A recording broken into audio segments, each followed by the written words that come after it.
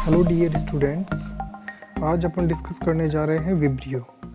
Vibrio जो है वो एक जीनस है, एक ग्रुप है बैक्टीरियाज का। ग्राम नेगेटिव बैक्टीरियाज आते हैं इसके अंदर, और इनकी जो शेप होती है वो होती है कर्व्ड रोड शेप।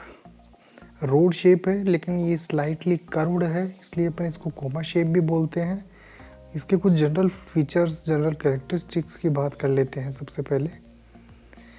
तो इस ग्रुप में जो आने वाले ऑर्गेनिज्म है, बैक्टीरियाज है, ये थिन होते हैं, कर्व्ड होते हैं, कोमा शेप होते हैं और ग्राम नेगेटिव बेसिलाई है।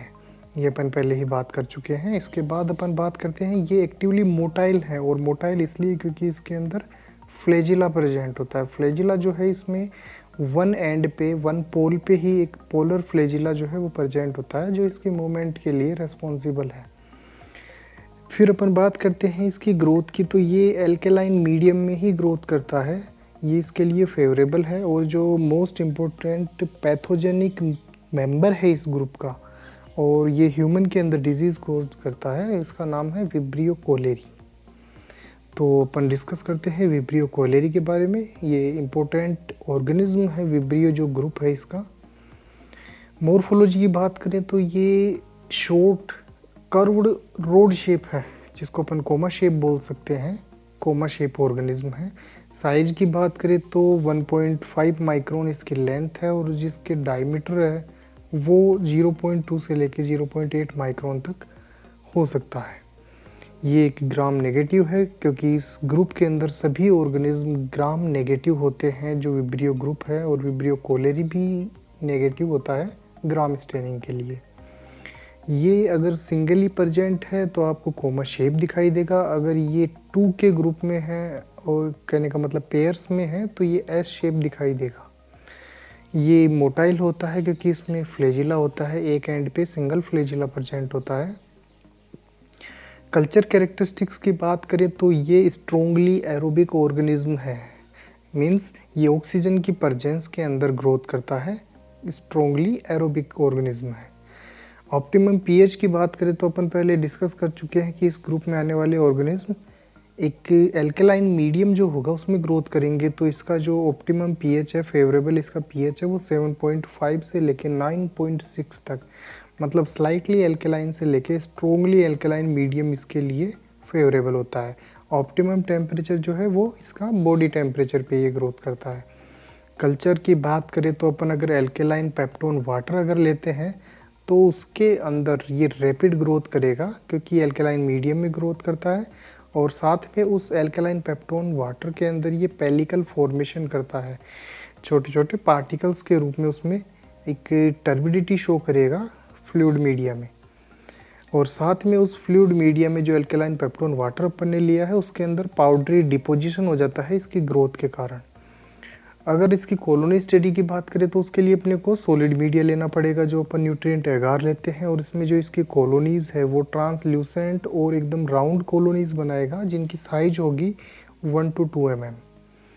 ब्लड एगार अगर अपन लेते हैं तो ये जो कॉलोनीज़ हैं, कॉलोनी फॉर्मेशन होगा तो वहाँ पे शो करेगा ग्रीन डिस्कलरेशन, ग्रीन कलर दिखाई देगा कॉलोनी के चारों तरफ, जो बाद में कंप्लीट जो डाइजेशन हो रहा है, हीमोलाइसिस हो रहा है, उसके कारण क्लियर हो जाता है। जैसे जैसे उसका जो ब्लड एगार अपने लिया है, तो ब्लड का जैसे जैसे पूरी तरह से डाइजेशन होगा तो उसके बाद ये एक एक क्लियर वहाँ पे एरिया देखने को मिलेगा कॉलोनी के चारों तरफ।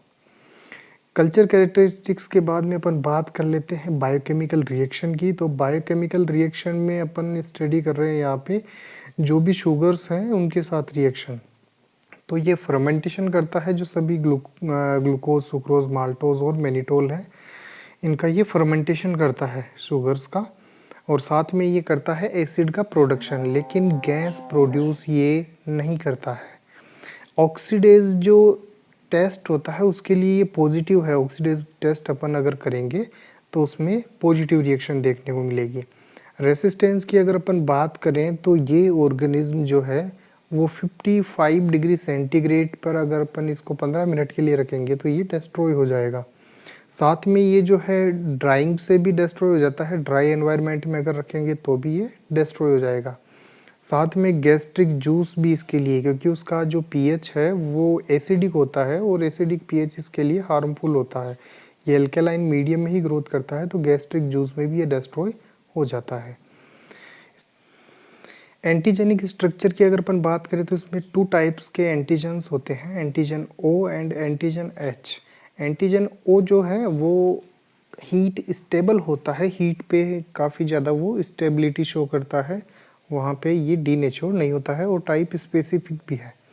इस टाइप के ऑर्गेनिज्म में जो विब्रियो कोलेरी है, विब्रियो जो एक ग्रुप है, जीनस है, उसके अंदर विब्रियो कोलेरी जो है उसके लिए स्पेसिफिक एंटीजन है, मतलब विब्रियो कोलेरी में ही प्रेजेंट होता है एंटीजन ओ।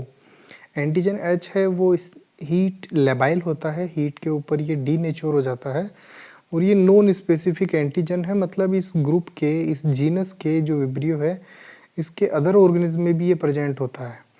टॉक्सिन्स की बात करें तो ये एंडोटॉक्सिन प्रोड्यूस करता है और ये जो है हीट लेबाइल एक एंटेरोटॉक्सिन है, जो कि इंटेस्टाइन में पहुंचने के बाद जो इंट्रासेलुलर टारगेट है सेल्स के अंदर जाके और वहाँ पे ये अपना वर्क करता है और उसकी वजह से उन सेल का जो फ्लूइड है वो बाहर निकल जाता है। इस वजह से it provokes loss of water, ये कोज करता है loss of water from cell और साथ में इलेक्ट्रोलाइट भी। पैथोजेनेसिस की अगर अपन बात करें तो ये स्ट्रिक्ट ह्यूमन पैथोजन है, मतलब ह्यूमन के अंदर ही ये डिजीज़ कोज करता है मेनली। तो जनरली ये जो है ट्रांसमिट होता है contaminated water, milk, fruit and vegetable, क्योंकि ये इन्वायरमेंट में जो है इनमें प्रेजेंट होता है और जो भी कंटामिनेटेड अपन सोर्स है वो यूज़ करेंगे तो उससे ये बॉडी के अंदर चला जाएगा। फ्लाइज जो है वो भी इसके लिए रिस्पॉन्सिबल हो सकती है इसके ट्रांसमिशन के लिए।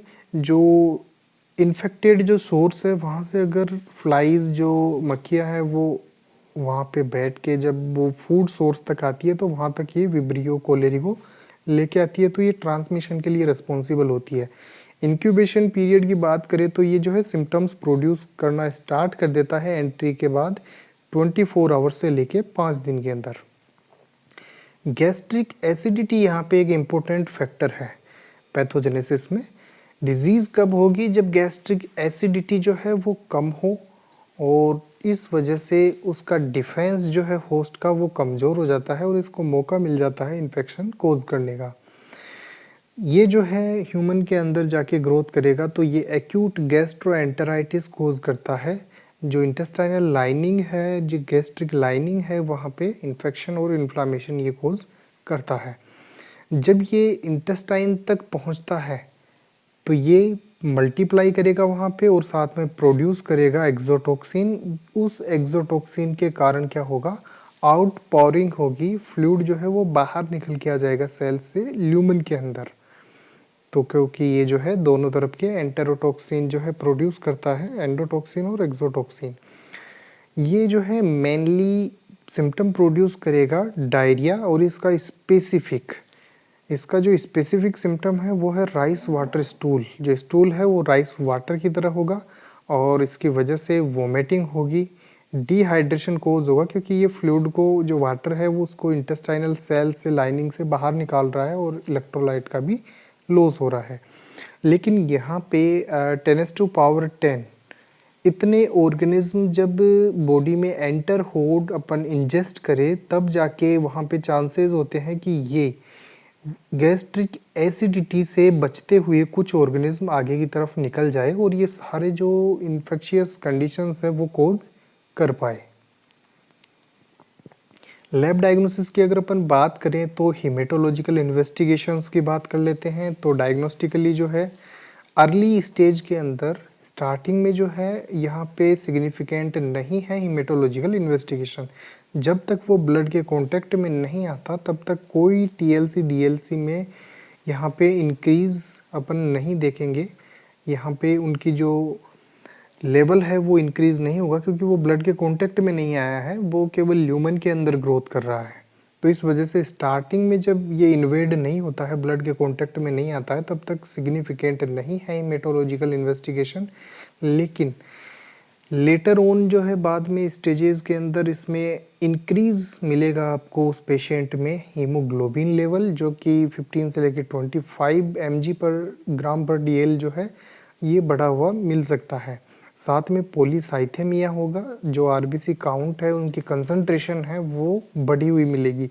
और इनका सबका रीज़न एक ही है, क्योंकि ये आउट पावरिंग कर रहा है, फ्लूइड लॉस कर रहा है, डिहाइड्रेशन कर रहा है, जिसकी वजह से जब ब्लड में वाटर का लेवल कम हो, प्लाज्मा का लेवल कम हो जाए, और उस वजह से उनका जो रेशो है जो प्लाज्मा और ब्लड सेल्स का वो डिस्टर्ब हो जाता है, और ब्लड सेल्स की काउंट ज़्यादा हो जाती है इन कंपेरिजन प्लाज्मा, जिसकी वजह से यहाँ पे अपन कह रहे हैं कि पॉलीसाइथेमिया हो रहा है और हीमोग्लोबिन लेवल भी बढ़ रहा है, क्योंकि कंसंट्रेशन जो है सेल्स की वो बढ़ गई है बजाय फ्लूइड कंटेंट के ब्लड में।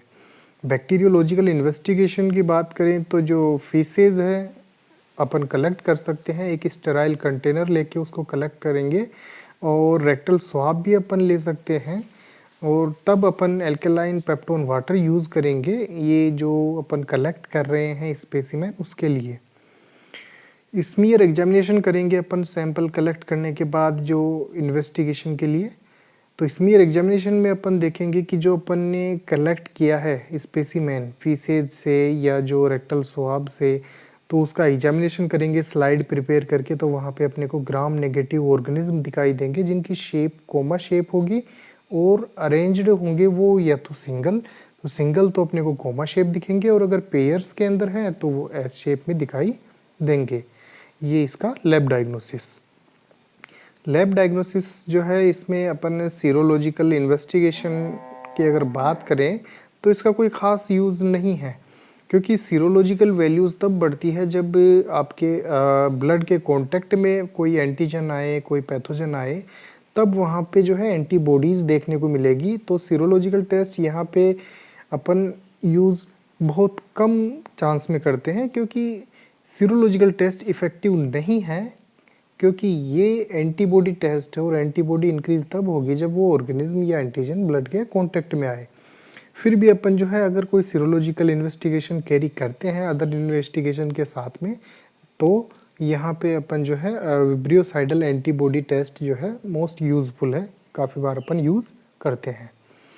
ट्रीटमेंट की अगर अपन बात करें ऐसी कंडीशन में, तो ट्रीटमेंट जो है उसके लिए एडिक्वेट हाइड्रेशन सबसे ज़्यादा इम्पोर्टेंट है, क्योंकि फ्लूइड लॉस इसका मोस्ट एक कैरेक्टरिस्टिक है, एक फीचर है इस डिजीज़ का। उसकी वजह से ही जो बॉडी के अंदर कॉम्प्लिकेशंस आ रहे हैं या फिर कुछ सिम्टम्स प्रोड्यूस कर रहे हैं, वो डिहाइड्रेशन इसके लिए मेनली रिस्पॉन्सिबल होता है। तो इसका रिप्लेसमेंट सबसे ज़्यादा और प्राइमरली ज़रूरी है। पेरेंटल फ्लूइड अपन इसके लिए एडमिनिस्टर करेंगे, क्योंकि उसको नोज़िया, वोमिटिंग ये कुछ सिम्टम्स होंगे जिनकी वजह से वो जो है ओरली फ्लूइड्स नहीं ले पाता, और वो इसका रिप्लेसमेंट भी फास्टली नहीं कर पाते हैं, इसलिए अपन पेरेंटल फ्लूइड आईवी फ्लूइड देंगे इसके अंदर। टेट्रासाइक्लिन जो एंटीबायोटिक है काफ़ी यूज़फुल है कोलेरा के इन्फेक्शन में।